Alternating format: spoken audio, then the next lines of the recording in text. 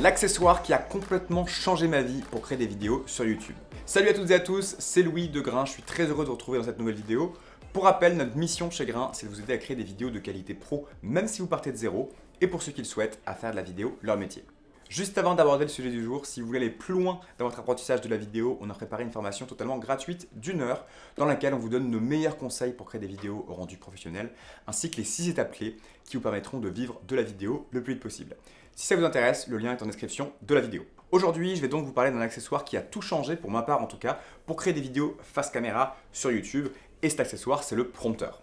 Quand on parle de prompteur en général, ça fait très peur, on pense aux gros trucs qu'on voit dans les journaux télévisés pour les animateurs télé, et on se dit que si on utilise un prompteur pour faire des vidéos comme ça face caméra, ça va pas du tout naturel, ça va prendre du temps à maîtriser, mais en fait, pas du tout. Utiliser un prompteur, ça peut être très naturel, ça dépend vraiment de la façon dont vous allez l'utiliser, et surtout, ça va vous faire gagner un temps fou. Qu'est-ce que j'ai comme prompteur? Mon prompteur, c'est le Parrot Téléprompteur V2. C'est un tout petit prompteur, vous allez voir, ça est beaucoup moins gros que ce qu'on voit à la télé. Et ça peut se visser directement à votre objectif avec une bague d'adaptation. Et surtout, ce qui est génial, c'est que vous allez pouvoir mettre votre smartphone en dessous, charger votre texte sur votre téléphone via une app. Il y a plusieurs apps qui existent. Il y a l'application de Parrot justement, mais qui n'est pas terrible. Moi, je vous recommande l'application Téléprompteur Premium. C'est celle que j'utilise. Vous chargez votre texte sur votre téléphone en faisant un simple copier-coller. Vous mettez play et le texte défile sur le prompteur. C'est aussi simple que ça. Alors maintenant, comment utiliser le prompteur? Il y a deux façons de l'utiliser. Soit vous allez tout scripter, mot à mot votre texte, soit vous allez faire des bullet points. Les deux sont vraiment intéressants. Si vous scriptez tout, vous allez prendre un temps fou en préparation puisque vous allez devoir écrire comme si vous parlez. Donc c'est une façon très particulière d'écrire. Moi, je l'ai fait pendant longtemps. Il y a plein de vidéos de l'école Grain qui étaient entièrement scriptées. Ce qui fait que je passais beaucoup de temps en préparation déjà à faire mes recherches et ensuite à tout scripter, à répéter un peu mes phrases comme ça à l'oral pour que ce soit naturel. Mais l'avantage de faire ça, c'est que vous allez apporter le maximum de valeur à votre audience puisque vous allez dire exactement ce que vous voulez.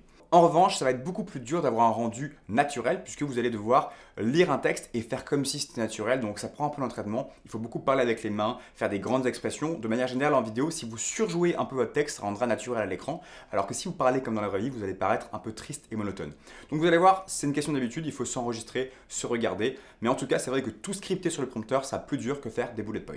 La deuxième technique consiste à faire des bullet points, ce que je suis en train de faire en ce moment. Donc pareil, vous faites vos recherches en amont pendant plusieurs heures, puis ensuite vous allez écrire sur votre téléphone juste des petits bullet points. Et là, l'avantage, c'est que vous allez être beaucoup plus libre en improvisation puisque vous allez avoir une structure que vous allez voir, quelques mots, mais ensuite, vous serez plus naturel puisque vous allez pouvoir improviser. Et être naturel, c'est très important quand vous faites une vidéo face caméra, que ce soit sur YouTube, sur Facebook ou ailleurs, puisque vous allez créer une vraie connexion avec votre audience. Et l'avantage, en plus de faire des bullet points, c'est que vous n'avez pas besoin de défiler le texte avec la télécommande. Juste, vous pouvez scroller un peu sur votre téléphone, comme ça, taper, et c'est beaucoup plus simple.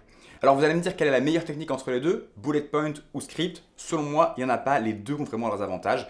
Nous, on utilise toujours la technique du script et aussi la technique des bullet points. Donc sur YouTube, comme vous voyez, ou dans l'école Grain, on fait des bullet points, on fait beaucoup de recherches en amont, mais on fait des bullet points pour être vraiment naturel.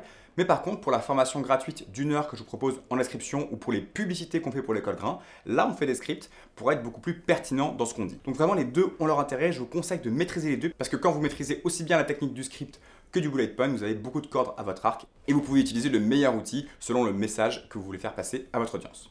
Voilà pour cette vidéo, donc je récapitule, investissez dans un prompteur si ce n'est pas déjà fait, je vous conseille particulièrement le Parrot Téléprompteur V2.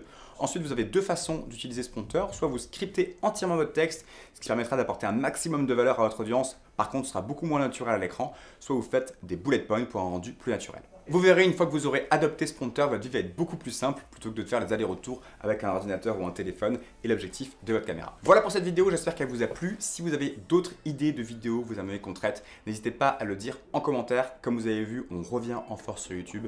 Sur ce, je vous dis à très vite dans une nouvelle vidéo.